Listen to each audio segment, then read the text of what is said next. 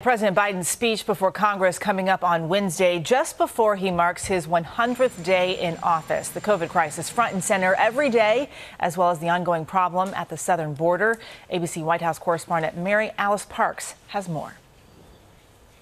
In his first joint address to Congress this week, President Biden expected to talk about what he's done and what he hopes to do next.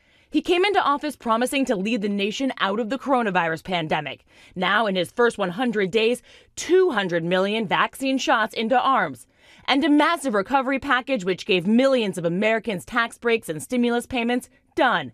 His big push today, a jobs and infrastructure plan. But the devastating surge in gun violence and national attention on policing this year, spotlighting Biden's unkept promises, too. The other problems we're talking about, from immigration to guns and the other things you mentioned. The president said he would send a bill to Congress on suing gun manufacturers, but that hasn't come. Neither has a commission on police reform he had pledged. The president's new term also defined by a crushing surge of migrants crossing the border. He tasked his Vice President Kamala Harris with leading the country's response and focusing directly on root causes leading so many to flee.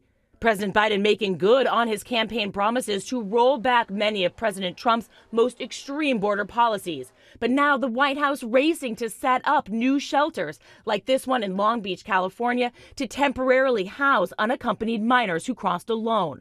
The idea that I'm going to say, which I would never do, if an unaccompanied child ends up at the border, we're just going to let him starve to death and stay on the other side.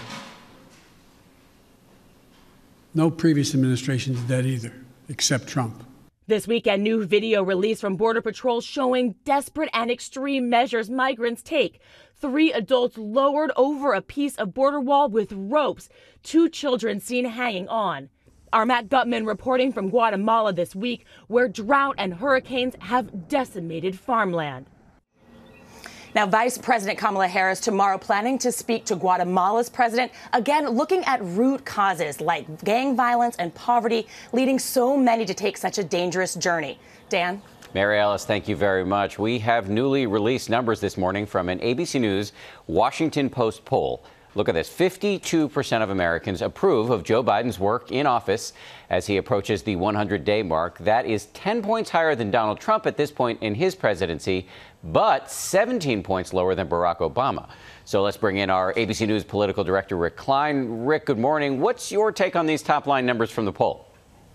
Dan, President Biden's political honeymoon appears to be ending. If it was even there in the first place, what is so striking here is you can at the same time say President Biden is in so much stronger position than his predecessor, but so much weaker than almost everyone else that we've seen at this point in the presidency. And the easiest culprit to blame here is partisanship. We've never before seen in polling, not even 100 days in the Trump administration, partisan divides dominate the approval of a president or disapproval of a president like we are right now for President Biden.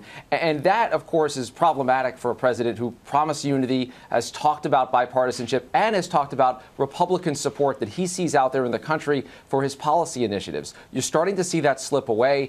And for a president now at 100 days who's going to give that big speech on Wednesday, his opportunity to sort of reset his presidency, there aren't a lot of numbers here that suggest that the country writ large, Republicans as well as Democrats, are embracing what Biden is trying to do. Well, let me just follow up on that, because if we dig deeper into the numbers, we see that while President Biden gets reasonably high marks for his handling of the pandemic, at 64%, the numbers drop quite dramatically when it comes to his $2 trillion stimulus plan, as well as his work on immigration, the situation at the southern border. So do you think he can turn that around? It sounds like you were saying no. That's the central challenge that he faces right now for this next phase of his administration.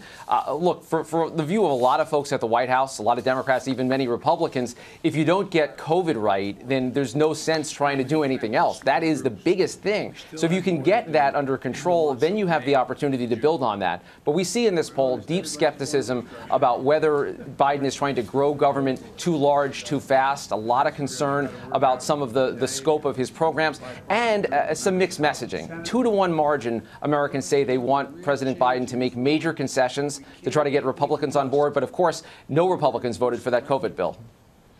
Rick Klein, thank you so much for your analysis on a Sunday morning. Really appreciate it. I want to remind everybody, tune into This Week later this morning. George Stephanopoulos will interview Representative Karen Bass about the push for federal police reform in the wake of the Chauvin trial. Plus, Dr. Anthony Fauci discusses the resumption of the J&J COVID vaccine. And tune in on Wednesday night for our live coverage of President Biden and his first address to a joint session of Congress. That starts at 9 Eastern right here on ABC. Well, hey there, GMA fans. Robin Roberts here. Thanks for checking out our YouTube channel. Lots of great stuff here. So go on, click the subscribe button right over here to get more of awesome videos and content from GMA every day, anytime. We thank you for watching, and we'll see you in the morning on GMA.